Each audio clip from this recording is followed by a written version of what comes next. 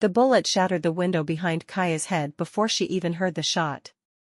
Min-Jae tackled her to the marble floor of the Park family compound's grand hall, his body covering hers as glass exploded inward like deadly rain. The council meeting had barely begun, 12 family elders seated around the ancient oak table, her uncle standing proud beside her, when the Busan Cruise snipers opened fire. Basement. Now. Her uncle roared in Korean, already moving, his hand locked around Kaia's wrist as Min-Jae hauled her upright. Bodies scattered, council members diving for cover as automatic gunfire tore through the traditional paper screens, reducing centuries-old art to confetti. Kaia's marine training kicked in. She counted muzzle flashes. 3 shooters, northwest corner, elevated position. There on the hill.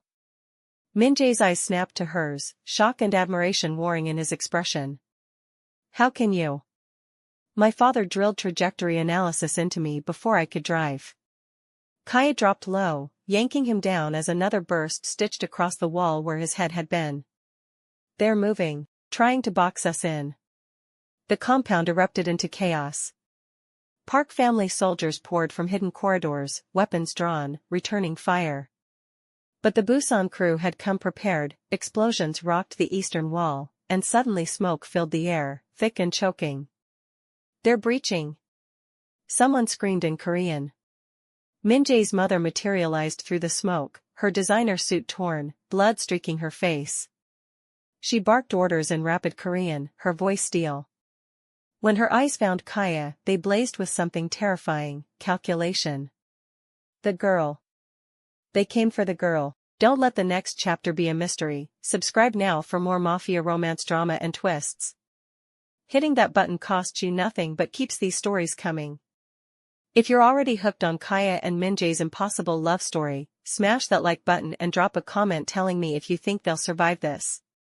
Your engagement literally fuels every episode. Kaia's uncle shoved them toward a hidden door behind the council table. Through here.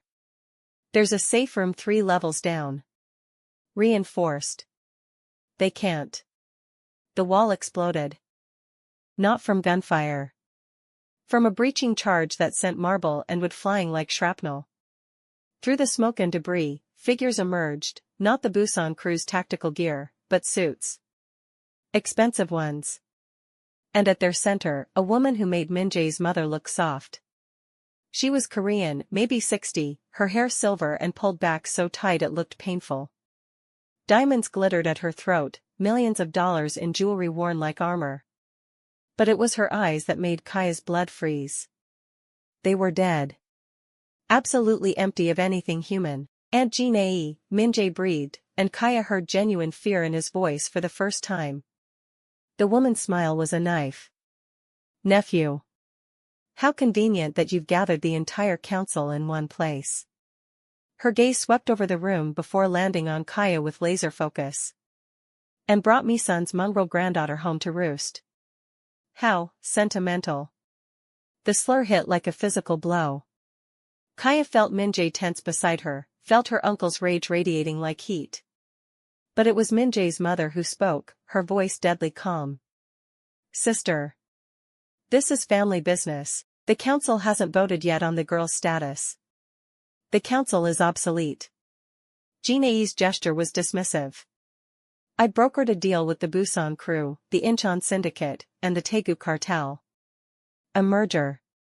The Park family's territory, connections, and legitimacy in exchange for their muscle and distribution networks. She smiled. The old ways are dead. Your son's sentimentality has made us weak. And this girl, she pointed at Kaia like she was garbage. She's the perfect symbol of that weakness. Mi-sun's bastard bloodline, contaminating our family tree. You're staging a coup. Min-Jae's voice was flat. Using Kaia as the excuse. I'm staging a evolution, nephew. Your grandfather's affair with that black whore nearly destroyed us 30 years ago. Now you want to repeat history? Jin-ae's laugh was ice. The other families already think we're compromised. Bringing her into the fold proves it. So I'm eliminating the problem. Tonight. Starting with her. She raised her hand. 20 guns came up, aimed at Kaia. What happened next became family legend. Kaia's uncle moved first, shoving her behind him. Min-Jae's mother dove for a weapon hidden in the council table. Min-Jae grabbed Kaia, trying to shield her with his body. But Kaia had spent 3 months watching. Learning. Understanding that in this world, hesitation meant death. She grabbed the ceramic vase from the council table, a priceless Joseon dynasty artifact, and hurled it at the nearest gunman. It shattered against his face, and in the split second of distraction, Kaia was moving. Her father's voice echoed in her head, when outnumbered, create chaos. When outgunned, get a gun. She hit the first man low, used his body as a shield as his partner fired, felt the impact of bullets meant for her tear through him instead. Grabbed his weapon as he fell. Rolled. Came up firing. 2 shots. 2 men down. The room exploded into violence. Min-Jae and her uncle fought like demons, trained and lethal. Min-Jae's mother moved with a grace that spoke of decades in this life, her weapon an extension of her will. But Jin-Ae's forces had numbers, position, and the element of surprise. Fall back. Her uncle roared. Protect the bloodline. They retreated through the hidden door, Min-Jae's hand locked around Kaia's, hauling her down ancient stone steps that spiraled into darkness. Behind them, gunfire echoed like thunder, and Kaia heard screams, council members dying, family soldiers giving their lives to buy them time. The safe room was everything her uncle promised, reinforced steel, independent air supply, enough weapons, and supplies for a siege. But as the door sealed behind them with a hydraulic hiss, Kaia realized they were trapped. Cut off, and Jin-Ae controlled the compound above. Min-Jae's mother immediately went to a hidden console, her fingers flying over keyboards. Security feeds flickered to life, showing carnage above. Jin-Ae's forces systematically executing council members who wouldn't swear loyalty to the new regime. She's killing the family. Min-Jae's voice was hollow. Everyone who might oppose the merger. Not everyone. His mother's voice was grim. She pulled up another feed, external cameras showing Park family forces rallying outside the compound, preparing for a counter-assault. Your father's old guard, they're loyal to you, Min-Jae. To the true Park line. But they can't breach the compound without risking your life. Kaia's uncle slammed his fist against the wall. This is my fault. I should have seen Jin-Ae's ambition. Should have moved against her years ago. Now she's using you, he looked at Kaia with anguish. Using my niece as justification for a purge. No. Kaia's voice cut through their despair. She's not using me. She's afraid of me. 3 faces turned to her. Think about it, Kaia continued, her mind racing. Jin-Ae said I'm a symbol of weakness, but if that's all I was, she'd just exile me. Send me back to America. Instead, she's staging a coup to eliminate me. Why? Because I'm not just Mi-sun's granddaughter. I'm proof that the Park bloodline isn't pure Korean. That our grandfather loved a black woman enough to risk everything. And more than that, Kaia looked at her uncle. You said my grandmother built connections through the African diaspora. Military families. Diplomatic channels. Churches. Networks that could legitimize the business, get you out of weapons trafficking. Min-Jae's eyes widened. Jin-Ae wants to keep us in the weapons trade. It's the most profitable, the most brutal. But it also makes us targets. My father wanted to transition to legitimate business, but he died before he could. I've been trying to continue his work, but the old guard resists change, his mother finished. Jin-Ae leads them. She's made billions from our arms deals. Going legitimate would cost her power, money, influence. So she's been sabotaging every reform attempt for years. Her gaze sharpened on Kaia. And you represent the final piece of your grandfather's original vision. Mi-sun was going to help him transition out of the life. That's why Jin-Ae had her killed. The pieces clicked into place with devastating clarity. It wasn't your grandfather's wife who ordered the hit, Kaia said slowly. It was Jin-Ae. She saw my grandmother as a threat to her power. Just like she sees me now. Silence. Then Min-Jae's mother nodded, her expression terrible. I always suspected. But I could never prove it. Jin-ae covered her tracks perfectly. Made it look like a wife's jealous rage. She turned to the monitors. She's been planning this coup for 30 years. Waiting for the perfect moment. And you walking through that restaurant door gave it to her. Kaia should have felt guilt. Should have regretted coming to Seoul. But all she felt was rage, cold, focused, absolute. Then let's take it back. Her uncle laughed, bitter. We're trapped in a basement while she controls the compound. Even if my sister's forces breach the walls, Jin-ae will execute us the moment she hears fighting. We're hostages to our own blood. No, Kaia said. We're the reason they're fighting. She moved to the console, studying the security feeds. The compound was massive, traditional Korean architecture mixed with modern security, gardens and courtyards, multiple buildings connected by covered walkways. And underneath it all, these tunnels. Kaia pointed to schematics on the screen. They connect to the city sewers. Emergency exits, right? Min-Jae's mother raised an eyebrow. Yes, but they're rigged with sensors. Jin-ae will know the moment we open them. Good. Kaia's smile was sharp. Let's give her something to worry about.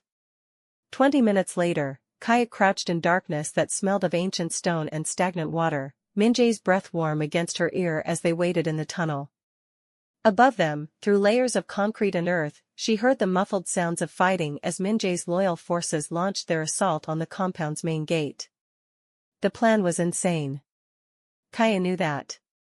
But it was also the only chance they had. When we move fast, Min-Jae whispered. His hand found hers in the darkness, squeezed, no hesitation. No looking back. And Kaia, his voice roughened. If something happens to me, you run. Get to the rally point. My people will protect you. Nothing's happening to you. Kaia squeezed back. We both make it out, or neither of us does. That's not. Min-Jae. She turned to face him, even though they couldn't see each other in the pitch black. I love you. I know it's complicated. I know we're cousins and this whole situation is completely insane. But I love you. And I'm not losing you the way my grandmother lost your grandfather. His forehead pressed against hers. I love you too. God, I love you so much it terrifies me. When I saw those guns pointed at you, his voice broke. I can't do this without you, Kaia. Can't imagine my life without you in it. Then we survive. Together. They kissed in the darkness, desperate and fierce, tasting fear and determination and love that defied blood and logic and sense. When they finally broke apart, both breathing hard, Kaia heard her uncle's voice crackle through the comm unit in her ear. In position. On your signal. Kaia took a breath. Steadied herself, became the woman her grandmother had been, brave enough to love across boundaries, strong enough to fight for that love. Now. The tunnel exit exploded outward. Not literally, Min-Jae's mother had disabled the real explosives. But the sensors screamed, and smoke grenades created a perfect diversion. Through the chaos, Kaia and Min-Jae emerged into the compound's eastern garden, weapons drawn, moving like shadows. Above them, Jin-ae's forces scrambled to respond to the breach. Which meant they weren't watching the western corridor, where Min-Jae's mother and uncle were moving toward the compound's communication center. The plan was brutal in its simplicity. Divide Jin-ae's attention. Force her to choose between defending her stolen position and hunting them. And in that moment of hesitation, strike. They made it halfway to the main house before they were spotted. Contact. Someone screamed in Korean. Kaia and Min-Jae split, exactly as rehearsed. She went low, he went high. Their crossfire caught the guards in a deadly vice. 3 men down in as many seconds. But the gunfire brought more, and suddenly they were fighting for their lives in a garden that had been peaceful an hour ago. Min-Jae fought like violence was an art form, economical, precise, lethal. Every movement served a purpose. Every shot found its target.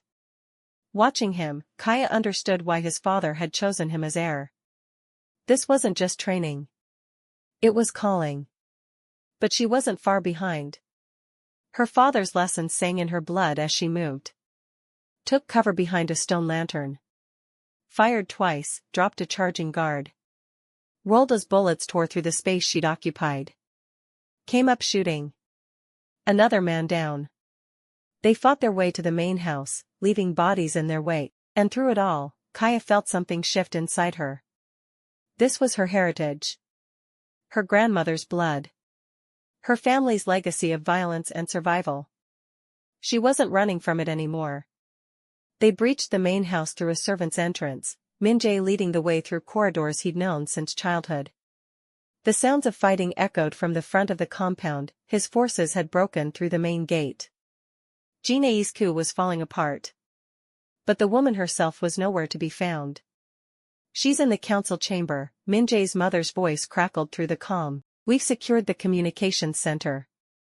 Locked down her escape routes. She's trapped, but she has hostages.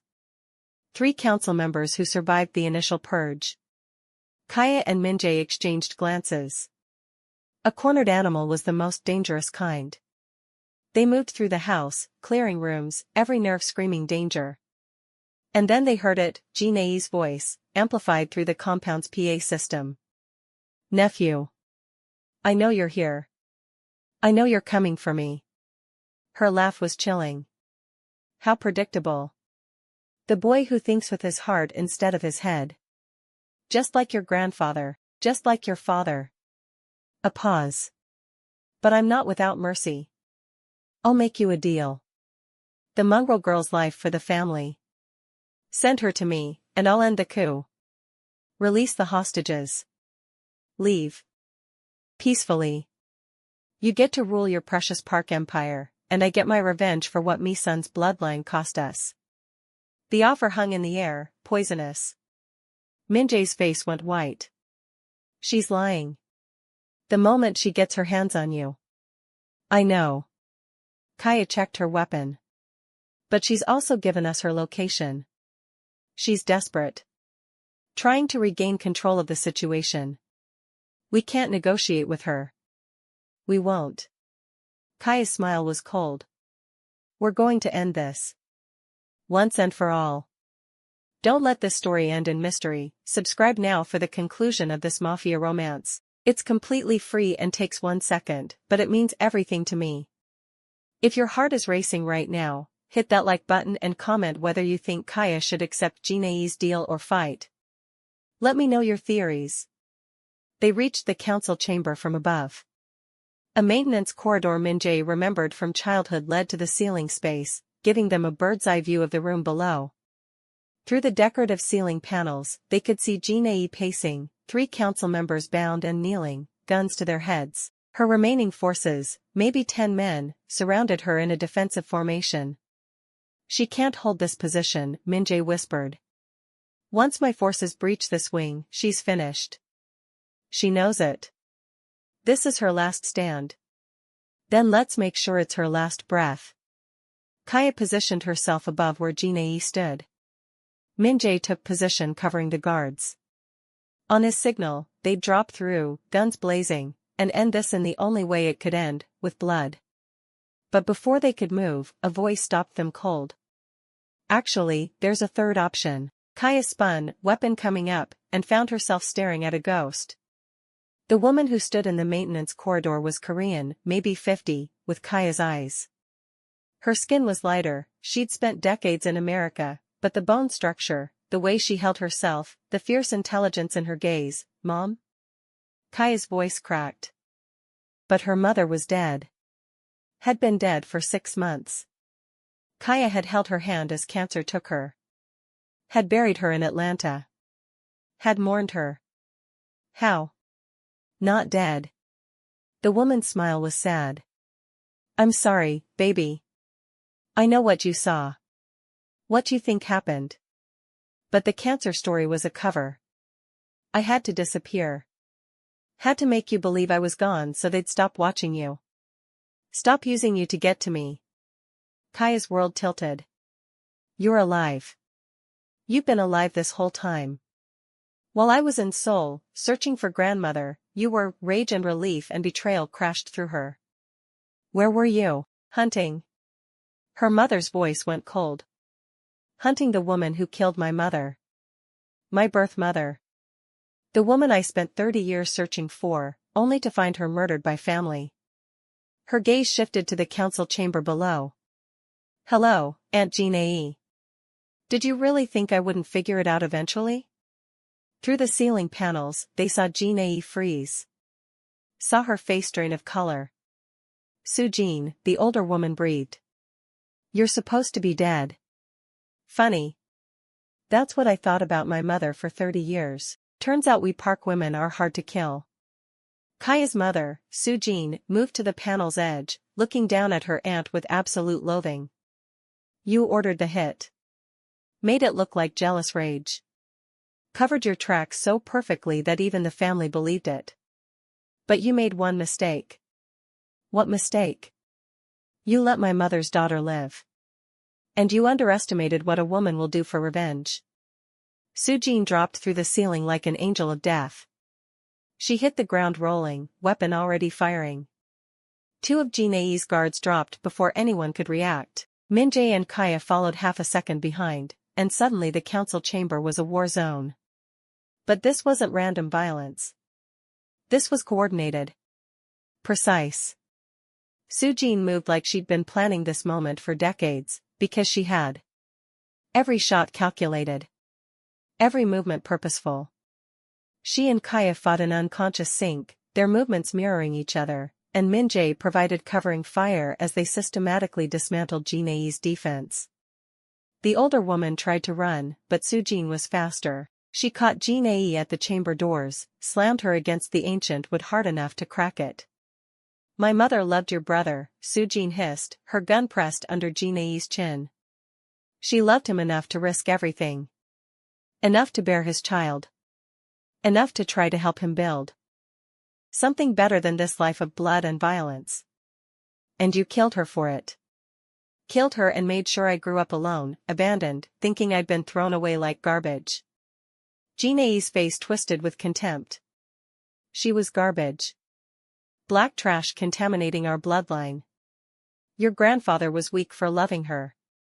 His son was weak for wanting to legitimize the business. And you, she spat at Soo-jin. You're the proof of our family shame. Soo-jin's finger tightened on the trigger. Don't. Kaia's voice cut through the rage. She moved to stand beside her mother, the mother she'd thought dead, who'd been hunting in the shadows all along. She's not worth it, Mom. She's not worth becoming a killer for. I already am a killer, baby. Soo-jin's voice was hollow. Have been for 20 years. You think I survived this long by accident? I've been dismantling Jin-ae's network piece by piece. Every arms deal she brokered, I sabotaged. Every alliance she built, I destroyed. Every dollar she made, I stole and funneled to legitimate charities.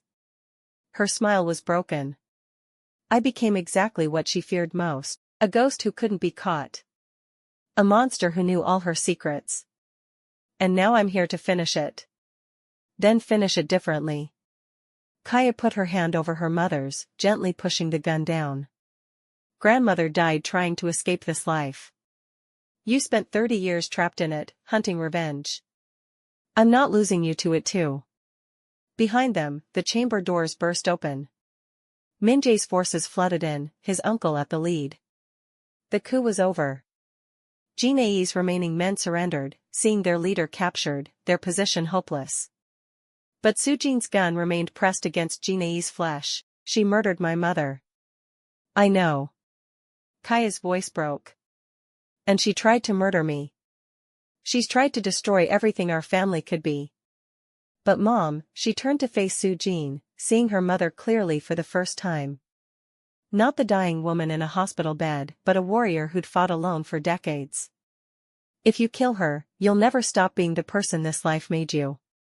You'll never be free. And neither will I. Tears streaked down Sujin's face. She deserves to die. Yes. She does. But you deserve to live. Really live. Not as a ghost. Not as a hunter. As my mother, as Min-Jae's aunt. As part of this family, the part that's trying to be better than our history. The gun trembled. Then slowly, agonizingly, Sujin lowered it. Jin-ae sagged against the door, laughing brokenly. Weak. Just like your mother. Just like. Min-Jae's mother stepped forward and backhanded Jin-ae with enough force to snap her head sideways. Enough. You've lost, sister. Accept it with dignity or die without it. Those are your only choices. She gestured to the family soldiers. Take her to the cells. Maximum security. We'll convene a proper council to decide her fate. Her gaze swept the chamber. And someone get me a medical team. We have wounded council members who need treatment. As they hauled Jin-ae away, still laughing her broken laugh, Kaia finally allowed herself to breathe. The compound around them was shattered, bullet holes in ancient walls, blood on marble floors, bodies being carried out in respectful silence. The Park family had survived, but barely. And Kaia stood in the center of it all, her mother alive beside her, Min-Jae watching from across the chamber with love and pride and relief in his eyes. How long have you been in Seoul? Kaia asked her mother quietly. 3 months, since the day you arrived. Sujin's smile was sad. I've been watching over you. Making sure you were safe. When Min-Jae hired you, I nearly intervened. But I saw how he looked at you. Saw how you looked at him. And I realized, her voice caught. You were doing what I'd spent 30 years trying to do. Finding family. Finding love. Finding a way to belong. You could have told me. Could have. I know. I'm sorry. But Jin-ae had eyes everywhere. If she'd known I was alive, known I was close to you, she would have used you to draw me out, would have killed you to hurt me. Sujin cupped Kaia's face with gentle hands. I couldn't risk you. Couldn't risk my only child. So I stayed in the shadows. Protected you from a distance. And watched you become everything I dreamed you could be. Kaia fell into her mother's arms, and for the first time in 6 months, she let herself cry. Great heaving sobs that came from the very center of her being. Grief for what they'd lost. Relief that her mother lived. Joy at being held again.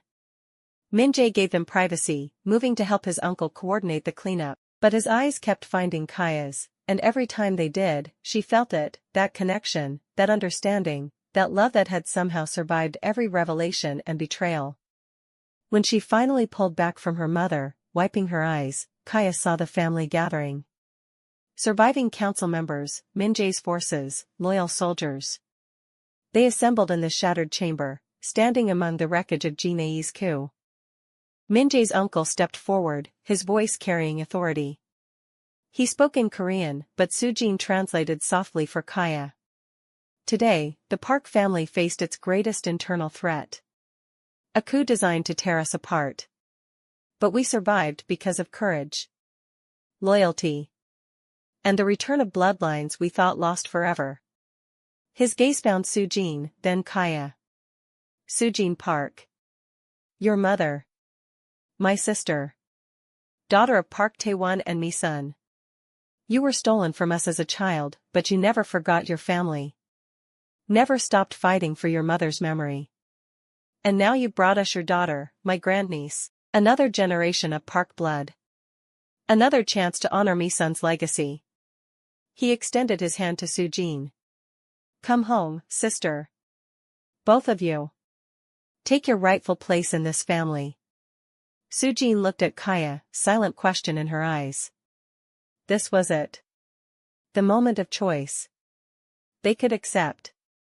Become part of the Park dynasty with all its violence and wealth and power. Or they could walk away. Return to America. Live normal lives far from Seoul's dangerous glamour. Kaia thought of her grandmother, murdered for trying to escape. Thought of her mother, spending 30 years hunting in the shadows. Thought of Min-Jae, who'd risked everything to protect her. Thought of her uncle, who'd welcomed her with love despite the danger she represented. She thought of the blood on the marble floors. The bodies being carried out. The cost of this life. And then she looked at Min-Jae, and saw her future. "We accept," Kaia said. "On one condition."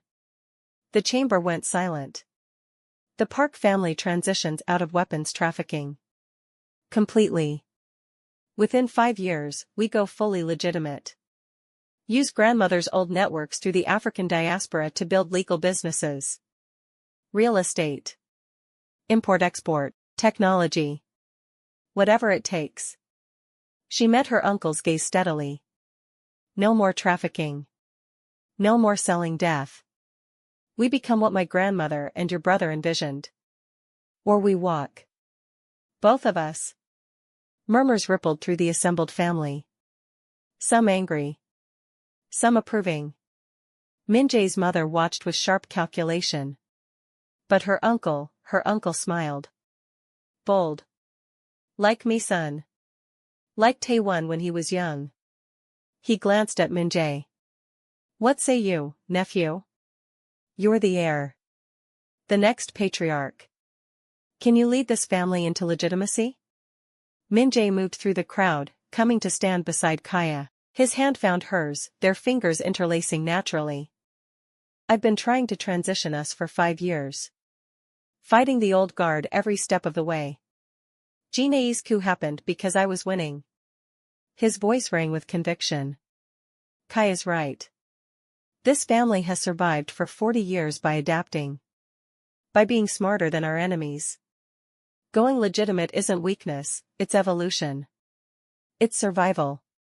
He looked at Kaia, and his smile was fierce with pride. And if the price of having her by my side is building something better than what killed her grandmother, then that's a price I'll pay gladly. The uncle looked around the chamber. All in favor? Slowly, hands rose. Not everyone, some council members held back, clearly unhappy. But enough. More than enough. Then it's decided. The Park family will transition to legitimate business within 5 years.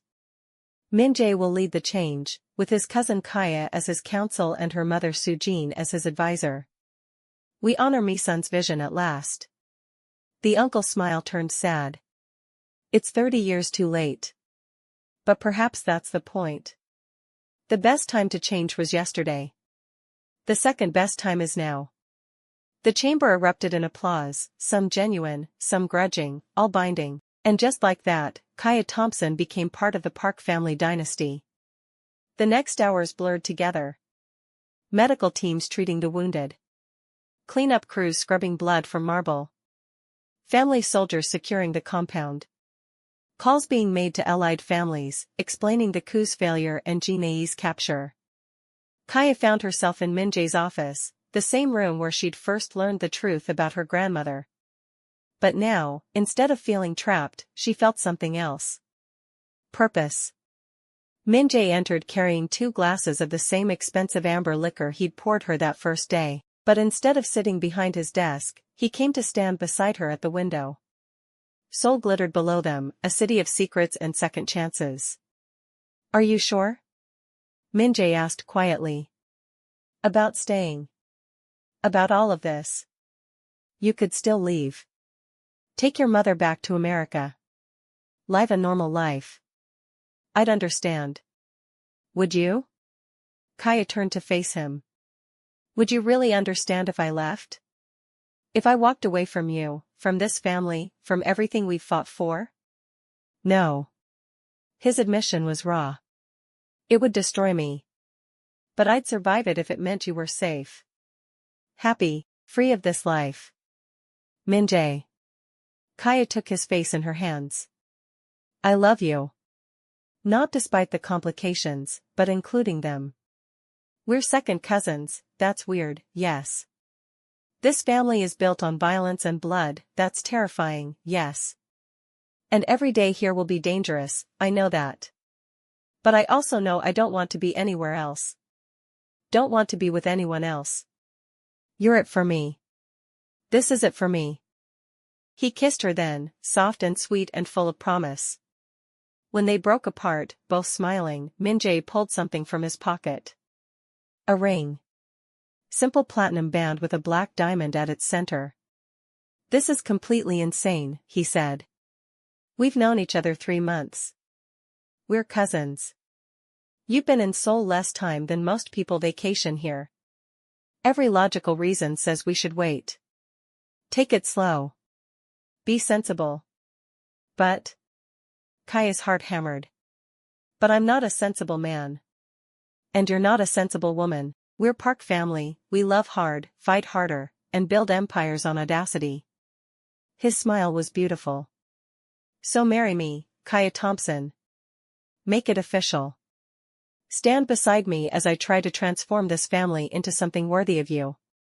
And if it all falls apart, if the transition fails, if the other families come for us, at least we'll face it together. Kaia should have said no. Should have been smart. Should have taken time to process her mother being alive, Jin-Ae's coup, the violence she'd participated in. Instead, she said yes. The ring slid onto her finger perfectly, like it had been made for her. Maybe it had. Maybe Min-Jae had been carrying it since the day she'd walked into the Black Lotus, waiting for the right moment. Or maybe, like everything else in their impossible love story, it was simply meant to be. They married 3 days later in the compound's traditional Korean garden, with family watching. Kaia wore her grandmother's hanbok, carefully preserved for 40 years, waiting for Misun's daughter or granddaughter to claim it. The silk was cream and gold, embroidered with cranes, symbols of eternal love. Her mother walked her down the aisle, tears streaming down both their faces. Her uncle officiated, his voice thick with emotion as he blessed the union in Korean and English.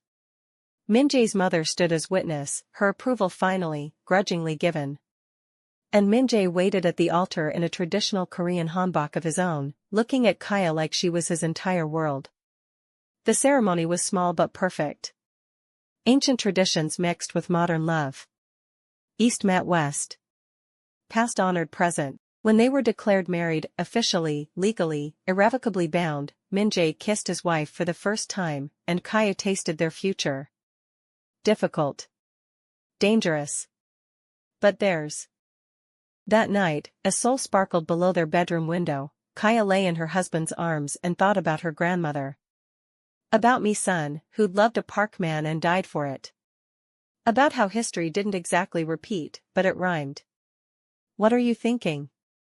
Min-Jae murmured against her hair. That we're rewriting the ending. Kaia traced patterns on his chest. Grandmother and your grandfather, their love story ended in tragedy. But ours won't. We're going to build something better. Something that honors them without repeating their mistakes.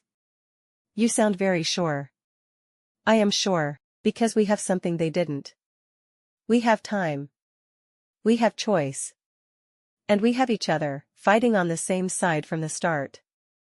Min-Jae pulled her closer. 5 years to transition the entire family business. That's ambitious. That's necessary. Your grandfather wanted it. My grandmother died for it. Now it's our turn to make it real. Kaia lifted her head to meet his eyes. It won't be easy. Some families will resist. Some will see us as weak. Some will try what Jin-Ae tried, sabotage from within. Let them try. Min-Jae's smile was dangerous. They'll learn what Jin-Ae learned, that underestimating a Park woman is fatal. Especially one with your blood. Our blood, Kaia corrected. We're family now. Really family. We always were. The marriage just made it official. They fell asleep tangled together, two people who shouldn't have worked but did, building a future from the ashes of the past. 6 months later, Kaia stood in the renovated Black Lotus, no longer just a restaurant but the headquarters of Park Enterprises' legitimate operations. The dining room where she'd first worked as a waitress now served as a conference center. The kitchen where she'd fought for her life now housed offices for the legal team managing the family's transition. Her mother worked across the hall, rebuilding Min-Jae's old networks through African American military communities, black churches, and diaspora business connections. Legitimate import-export. Cultural exchange programs. Real estate development. Her uncle ran security, ensuring the transition didn't leave them vulnerable to rivals. Min-Jae's mother handled the delicate negotiations with other families, convincing them that legitimacy was the future. And Min-Jae, her husband, her partner, her love, coordinated it all with a vision that would have made his father proud. But today was special. Today, they were unveiling the Min-Jae Park Foundation for International Cultural Exchange. Named for Kaia's grandmother. Funded by years of Park family profits. Designed to create the bridges Min-Jae had envisioned before her death. The press conference was packed, Korean media, international reporters, business analysts curious about the Park family's dramatic pivot. Kaia stood beside Min-Jae at the podium, her hand resting on her slightly rounded belly. 3 months pregnant. Their daughter, they'd already checked, would be born in the winter. Min-Jae Park, the second, named for the woman who dared to love across boundaries and paid the ultimate price.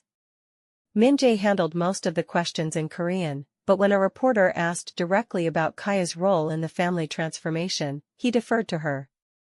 Kaia stepped to the microphone, her voice steady. My grandmother came to Seoul in 1984 with dreams of love and building bridges between communities. She was murdered for those dreams. But dreams don't die, they just wait for the right person to pick them up again. I came to Seoul 6 months ago looking for answers about why she disappeared. What I found was family. Purpose. And a chance to finish what she started. She gestured to the foundation's logo on the screen behind them, a crane in flight, wings spanning 2 continents. This foundation will provide scholarships for African American students to study in Korea and Korean students to study in America. We'll fund cultural exchange programs, language education, business partnerships. We'll build the connections my grandmother envisioned, legally, ethically, properly. A reporter raised her hand. Ms. Park, Mrs. Park, there are rumors that your family's historical business involved weapons trafficking. How do you respond to critics who say this foundation is just reputation laundering? Kaia met the question head-on. The Park family's past includes activities we're not proud of. My husband and I are committed to transitioning completely to legitimate business within 5 years. We're not hiding from our history, we're learning from it and building something better. This foundation is part of that commitment. Judge us by our actions going forward, not by the past we inherited. More questions followed, but Kaia handled them with grace. When the conference finally ended, Min-Jae pulled her close, pressing a kiss to her temple. You were brilliant. I had good teachers. Kaia smiled at her mother, who'd watched from the front row with pride in her eyes. And good reasons to succeed. That evening, the family gathered at the compound for dinner, a weekly tradition Kaia had instituted. Her uncle sat at the head of the table, Min-Jae's mother to his right. Soo-jin laughed at something one of the cousins said. Young members of the family, the next generation, chattered in mixed Korean and English. And in the corner, displayed with honor, hung the photographs Kaia had found in Min-Jae's office 6 months ago. But now they told a different story. Min-Jae smiling outside the Black Lotus. Min-Jae with Park Tae-won, their hands intertwined. Min-Jae pregnant and glowing. The last photo, the one stamped eliminated, had been burned. In its place hung a new image, Kaia and Min-Jae's wedding photo, taken in the same garden where Min-Jae had once walked. History rhymed, but it didn't have to repeat. As dinner wound down and family members started to leave, Kaia found herself standing in that garden, looking up at Seoul's night sky. The city had changed her. This family had changed her. But maybe she'd changed them too. Strong arms wrapped around her from behind. Min-Jae's hand settled protectively over her belly. What are you thinking about? He murmured. Grandmother. How she'd feel if she could see us now. See what we're building in her name. She'd be proud. Just like I'm proud of you every single day. Kaia turned in his embrace, looking up at the man who'd lied to her, protected her, loved her through impossible circumstances. Do you ever regret it? Choosing me over the easy path? Never. Not even for a second. Min-Jae's smile was soft. You're the best choice I ever made, Kaia Park. You and our daughter and the future we're building together. Even though I'm stubborn? Especially because you're stubborn, I need someone who'll fight me when I'm wrong. Challenge me when I'm complacent. Love me anyway when I'm an idiot. That's a full-time job. Lucky for me, you're excellent at multitasking. They stood together in the garden, two people bound by blood and choice and love that defied logic. Behind them, the compound glowed with warm light, family, home, safety earned through battle and maintained through vigilance. Above them, stars watched over Seoul's transformation. A city of secrets becoming a city of second chances. And in Kaia's belly, Misun II grew, carrying both Korean and Black American blood, symbol of a future where boundaries were bridges instead of barriers. The Park family story wasn't over. There would be more challenges, rival families testing their resolve, internal resistance to change, the daily struggle of transforming a criminal empire into something legitimate. But that was tomorrow's problem. Tonight, Kaia stood in her grandmother's garden with her husband's arms around her, feeling their daughter kick for the first time, and thought, we made it. Against all odds, through violence and revelation and impossible love, we made it. And that was enough. If you made it to the end of this epic story, you need to subscribe right now. Part 3 is coming and you won't want to miss how Kaia and Min-Jae handle the rival family's revenge. Hit that subscribe button, it's free and takes 1 second. Smash that like button if you're emotionally destroyed by this ending, and drop a comment telling me, Team Kaia or Team Min-Jae? Who's your favorite character? What should happen in Part 3? And let me know where you are watching this from in the comments below.